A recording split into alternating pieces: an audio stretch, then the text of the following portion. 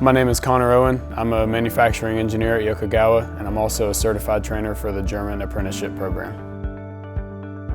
There's a certain stigma here in the United States where everybody that's in high school has to go to college. Every high school has a college prep program, and a lot of times there isn't even another option. The German Apprenticeship program is something that derived from Germany that we brought over here to the States. Coweta County is actually the very first county to do it in the entire United States, modeled after Germany. Basically, it gives students an opportunity while they're still in high school to gain relevant work experience and not have to go on a college prep course and learn about what they may actually be doing in a manufacturing environment before they get of age, where you used to have to be 18. We start the kids at 15. My name is Evan Gimbel. I'm 16. I am a sophomore in high school, and I work for Yokogawa as an apprentice in the German Apprenticeship program. My name is McKinley Hudson. I'm 17. I'm a senior at Northgate High School, and I'm in the German American Apprentice program with Yokogawa.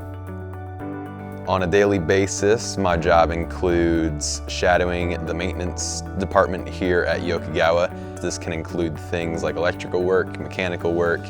And then if we ever need any fabricating done, I'll shadow Chris and he'll show me how to weld, cut metal, and make things so we can use them out on the line or wherever in the plant. So we can come in and learn something that we can apply everywhere that isn't specifically special to only this place, such as working with other people, learning how to communicate, being cooperative, and even just being able to show up to work on time. With this program, we're allowed to apply those life skills or soft skills that we can use anywhere, no matter where we go. I started this program at another company. They decided to get out of the German American program.